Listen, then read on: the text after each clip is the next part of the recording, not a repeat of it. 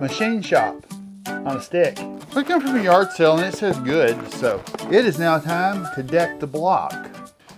For those of you that have been asking, I am finally going to get the Bronco up and going. Now, if you recall the Bronco I'm talking about, it's this one right here that's been taking up space in my lift for the last 3 months. But we're going to build an engine. Well, if you remember, this one was seized up. We could not get it free. Now we know why. But we've got the engine out of it. It's got some donor parts. We found two major things wrong with this engine. This rod, it's not shaped quite correctly. Now, I could go ahead and put a new rod and piston assembly in it, except right here there's a hole in the cylinder wall. Apparently, it got water in through the exhaust and froze and blew out the cylinder wall. As you see, that engine, well, yeah, I can put a sleeve in it. I don't want to right now. But I got to looking around and realized I've got a whole pile of parts. I have an entire rotating assembly right here. See this? This is nice, rotates. Only problem with this one is I don't have a flywheel or the balance. Well, I have the balancer for it. I do have the balancer right here. But I don't have the flywheel for it. And what causes me the problem is this crankshaft is a 28-ounce balanced crankshaft. I do have the flywheel, and the balancer off that engine over there that go with this crank. Now it's a 50-ounce because Ford, for some reason in 1980 said, hey, let's change the crankshaft.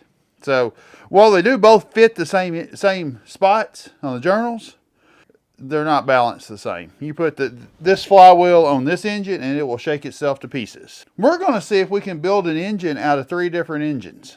All right, well, I'm going to admit, it's kind of a junk pile engine. I'm just making this one out of spare parts so we can play with the Bronco. Well, this engine's not in real bad shape, rotates good. It doesn't have any real scoring, but it could use deglazed. Some rings and stuff in it. All right, quick overview of this build. Building with an early 70s block. We're going to go out and take the intake and front cover off of a 289 that's seized up. We're going to be using the heads off of a seized up 1987 block. But we're also going to take the crank, the flywheel, and the balancer out of that seized block and put them in this block, since I don't actually have the flywheel for this block. I do have the balancer right here, but I don't do any good without the flywheel. Then I'm going to toss this nice Amazon carburetor up on top. Stuff cheapest HEI distributor I could find on Amazon in. And then we're going to dress it up with the front accessories off a 1987. So we have a serpentine belt with a carburetor. I don't see how any of this could go wrong. And of course, when you rebuild a motor, finding some 020 rings for 302. See, it says 302 right here. I mean, the model number's right. We come from a yard sale and it says good, so I'm going to trust that. Well, the first order of business, we're going to see if we can get some pistons out of here. Because I got to do a full rebuild here. Let's just do one at a time. Take our time. Get that off. It's not in bad shape. Now we'll be putting this back in here with the set of bearings that go with this. I'm going to take the bearings out off the other pistons, put in on these pistons, and that way they mate to this crankshaft. That should work. If anybody sees any problems with my plans, let me know in the comments. Alright, well, I'm just going to continue working my way down through here, getting these pistons out of here. I always try to redo it, everything the same orientation that comes out of an engine, whether it matters for that part or not. Never hurts anything. Hey, I could use a help for just a minute out here. I was using an extension about this long with a deep well on it. And I know the people behind the camera know what I did with it. I don't, though. I was here and here. And it's gone. There's my hammer. Because that's always an engine builder's tool, is a hammer. I mean, this thing underneath your hammer? Yes. Thank you. All right. You just saved me an hour. Pop that loose. Rubber hammer saves a lot of effort right there. There we go. That sits over there. Push this one out. And you notice this isn't worn so bad there's a ridge or anything. So I think this will rebuild real nice. All right, well, let me knock this bottom cover off of here. It's not the one we're going to use, but because we need one with a fuel pump opening right in here. It's a bottom cover, though. Let's see what condition these timing gears are in. Got a little slack to the chain. Seen worse. It's got the eccentric for the fuel pump, so that's good. All right, well, now we need to break all these main caps loose.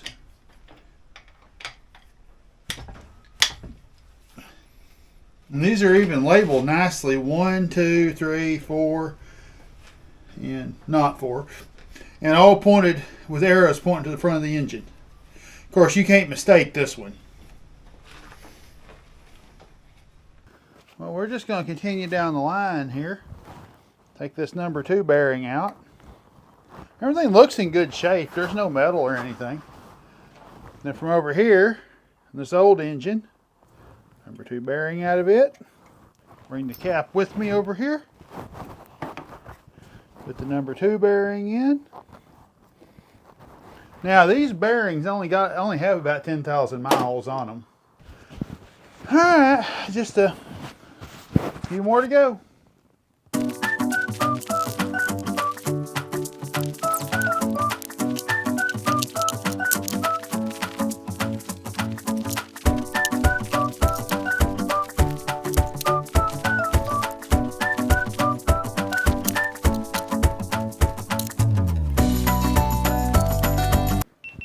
Well, now I'm in this far.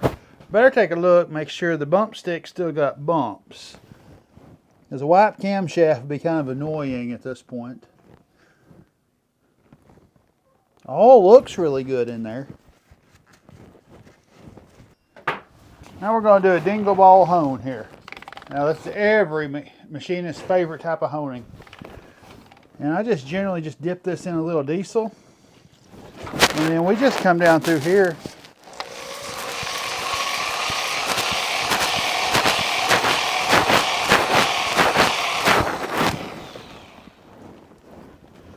And then you just come down here and do it again.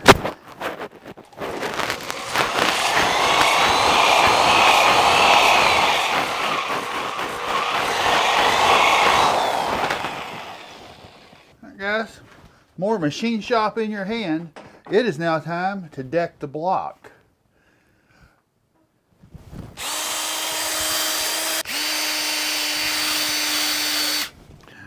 Okay, in all seriousness, guys, I'm using this because this is a very mild abrasive, and this will not scratch up the surface, but it will get all the gunk cleaned off.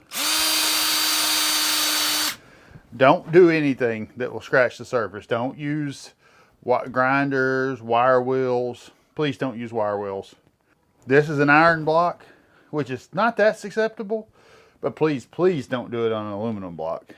This is even pushing it on an aluminum block. Here's the assembly go, because you know if you don't see it on film, it didn't happen on the internet.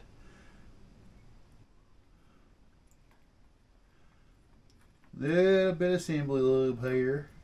You don't have to get carried away because these bearings are just going to squeeze it out when you put the crankshaft in here. But you know, go ahead and make sure your surfaces are covered good, because you don't want a dry start.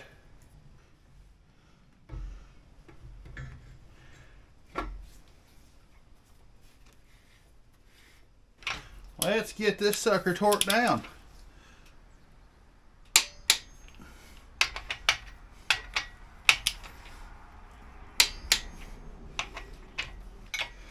Let's make sure this engine turns.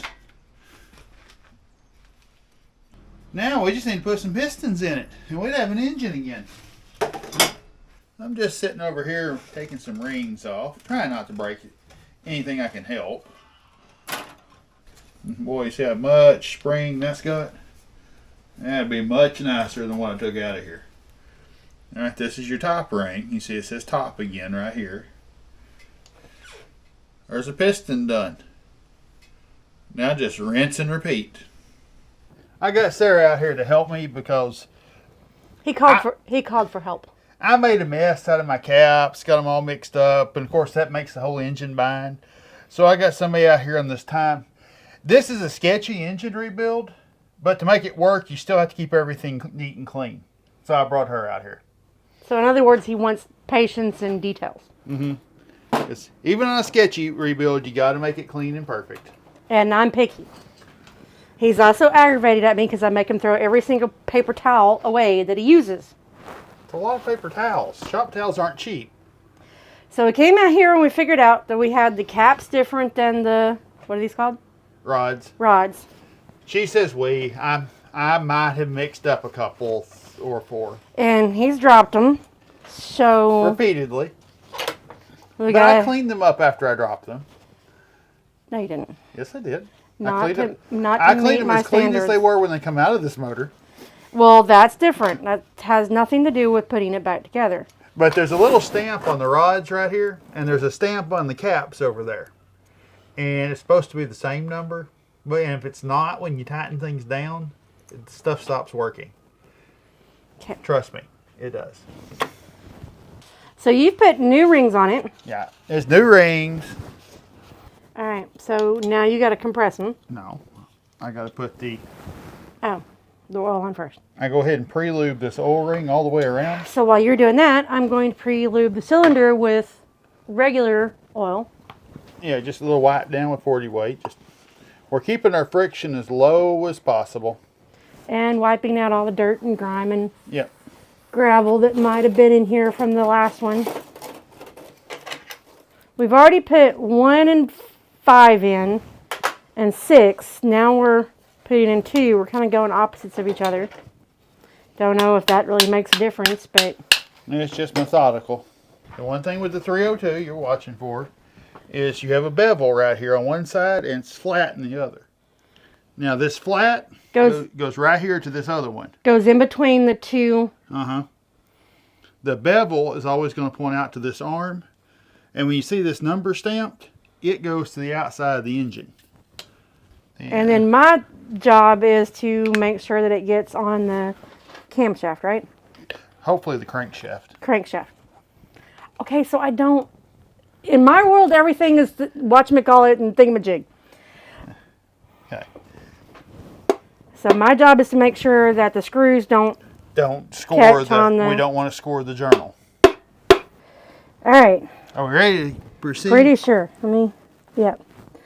Here. Groove there. Okay. Hold on. Groove there.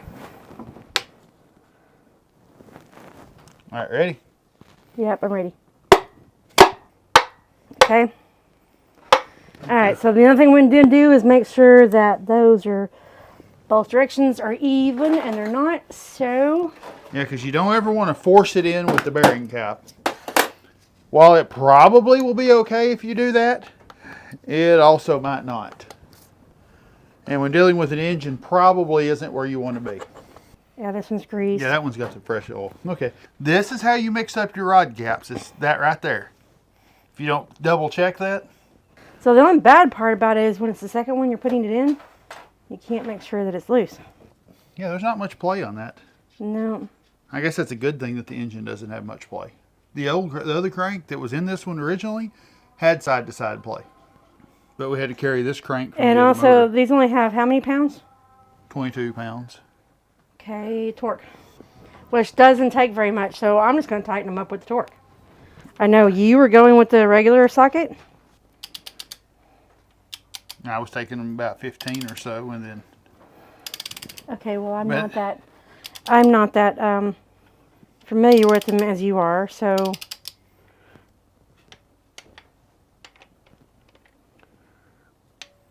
Now the big question, if we did everything right... Should be able to turn it. And tear up my camera.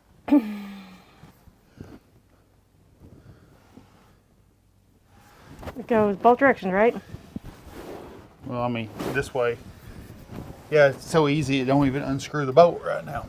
All right, so That's got half that the one right? engine. That's half the engine done. So this is what they mean by compressing the rings. All right. Like I said, this is not the best ring compressor, and I know in the comments you guys are going to tell me how this isn't good at all. Or not. But this one gets the job done. Now you do need to make sure that stays even when you compress it. That way The two bands of metal? Yeah, the two bands stay even. That way it compresses nice and even. And it'll slide in the cylinder good. See? And that has got it ready to go in. That means it's got all the rings. All the rings are screwed compressed. in. And that way this just makes the cylinder, this slides straight into your cylinder. As compared to that. Yeah, new rings really stand out. Okay. All right, so we just got to lube it up, match it with the cap. And that needs wipe down. Okay. Let me go do that. Last one. Last one. You're not owning it very good. Okay. You don't want to strip the nut in the last one. There I you know, go. right? All right. Torqued. I'm really surprised. I expected him to be tighter. I mean, this first motor I've ever helped put together, and everything's turning. So is that better than it was last time? Yeah, because I didn't have it all in there with my bad rod caps, my mismatched caps. It was seizing on me.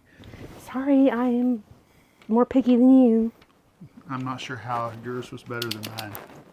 Well, you just like, go in there on gung-ho and masculine and not even giving a 2 cents. And I'm like all careful and So you're saying I don't want to tear up anything. So you have a feminine method of torquing. So I didn't say that. I'm more careful than you. okay, now All right, crank it other up to, side. Oh, no. No, that was just first torque. Okay, now now you what? crank it up to 72. Okay, so you get the 0 at 70, then you go 2 more ticks. Okay, so that's 0 at 70 on the zeros on the line. Then you keep turning a little bit more. Until the 2's on that line. Uh-huh. And we start at the center again. Uh-huh. By the way, this is harder now. Well, it's not that much harder. You gotta try this on my Dodge. Its torque numbers don't stop at 72. And if you're gonna have something behind the goo on it. Okay, so the difference between me and him is this motor would have been like really stripped of any oils and then painted and then put together. Well, for the record, as I talked earlier, this isn't the final motor for the Bronco. This will come out for a true rebuild later. And I will let her do all that for the motor that we're going to put in the Bronco as its permanent motor. She'll get to do all that good stuff. Okay, so on the other side now? Just kidding. Even I'm not heathen enough to use an impact driver to put my head bolts in. Alright. Just getting some more parts clean here.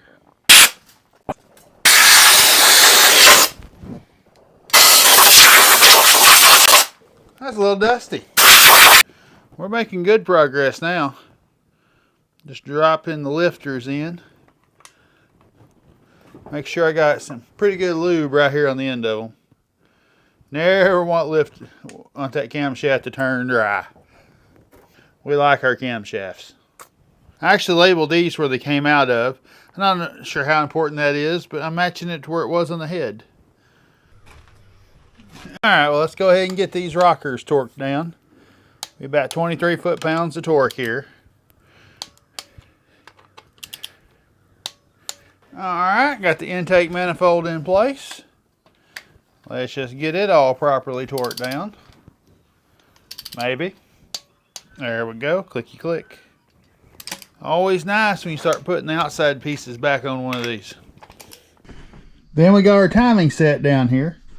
Got this all lined up. Now on 302, you gotta make sure this little dot right here is matching this dot right here on these two gears.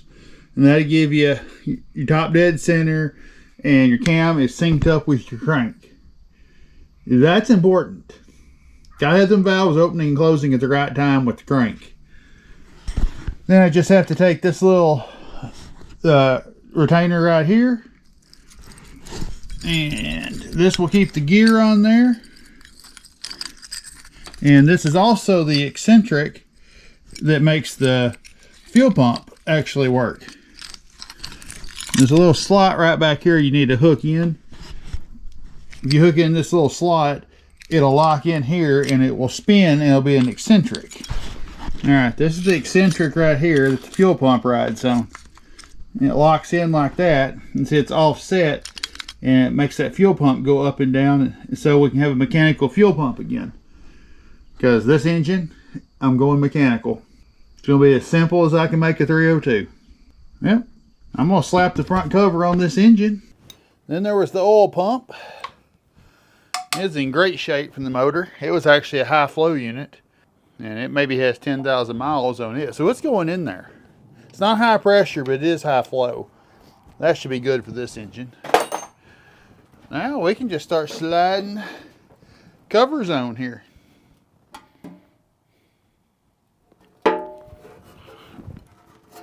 Turn it around and slide it on correctly.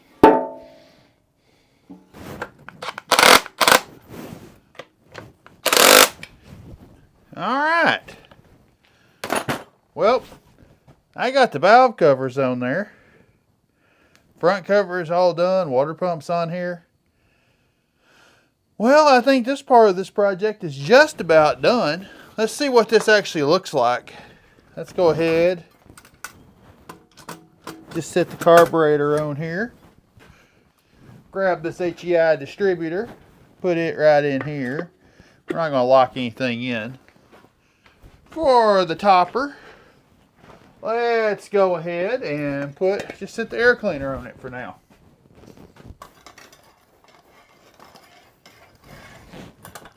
Apparently I don't have the ability to hit it. I'll have to adjust that in a little bit. I know this engine's not that good, but I did build it from a pile of spare parts, so there is that. And I didn't spend very much to build it. Most I spent was this carburetor and this distributor, and that will go on any of my 302s. Or 289s or 260s. Let me know down there in the comments whether or not you think this will actually run. Until then, thanks for watching me build my spare part motor.